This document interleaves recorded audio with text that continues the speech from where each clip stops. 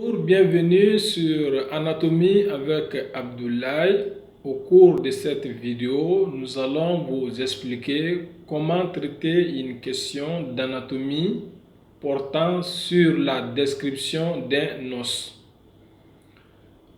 Alors, les premières phrases d'une question doivent toujours annoncer le plan de ce qui va suivre. Il est capital de connaître les différents types de plans. Il est important de connaître les plans types des différents sujets possibles, ce qui en facilite de plus l'apprentissage et permet de ne pas oublier les éléments essentiels. Quand on vous pose une question à l'examen portant sur la description d'un os, voici le plan type. Le plan type portant sur la description. Le plan type de la description d'un os comporte 4 chapitres. Le premier chapitre doit traiter le type et la situation de l'os. Le deuxième chapitre doit traiter les faces, les bords et les angles de l'os. Le troisième chapitre doit traiter l'orientation et les extrémités de l'os. Et enfin, le quatrième chapitre doit parler des insertions de l'os. Donc, voyons ce qu'il faut mettre dans le premier chapitre. Le premier chapitre, nous l'avons dit, c'est de parler le type et la situation de l'os.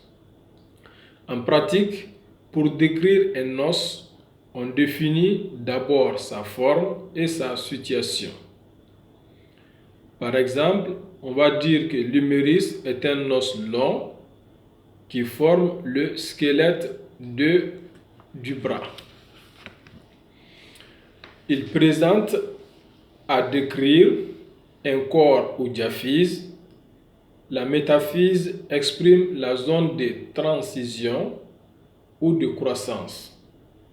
Et des extrémités ou épiphyse, dans ce cas, physe rappelle la jeune pousse, donc les cartilages de croissance. Donc dans ce chapitre, vous situez l'os. Si c'est l'humérus, vous écrivez que l'humérus est un os long qui constitue l'os du bras. Ensuite, vous dites qu'il présente à décrire un corps ou diaphyse et des extrémités ou épiphyses. Après ce premier chapitre, vient le deuxième chapitre qui doit traiter les faces, les bords et les angles. Le plan est annoncé et la description de l'humérus commence par le corps ou diaphyse avec cette précision. Le corps de l'humérus est triangulaire à la coupe. Il présente donc 3 faces et 3 bords.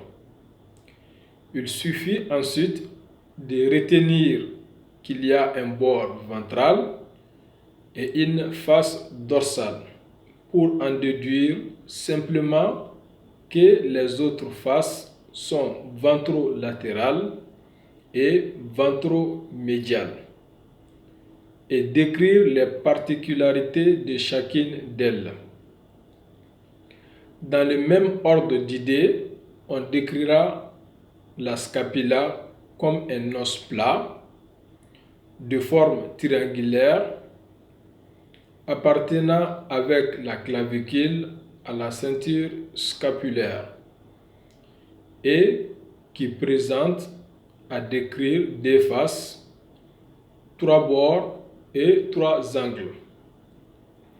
Donc après ce deuxième chapitre du plan type d'une question portant sur la description, viendra le troisième chapitre qui doit traiter l'orientation et les extrémités de l'os. Donc, qu'est-ce qu'il faut mettre dans ce chapitre?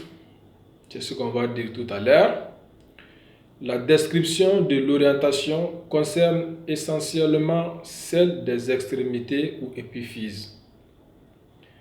Pour l'humérus, on mettra en exergue une tête formant un tiers de sphère portant la surface articulaire qui regarde en haut et en avant. Un col et deux tubercules séparés par un sillon ou sulcus intertuberculaire,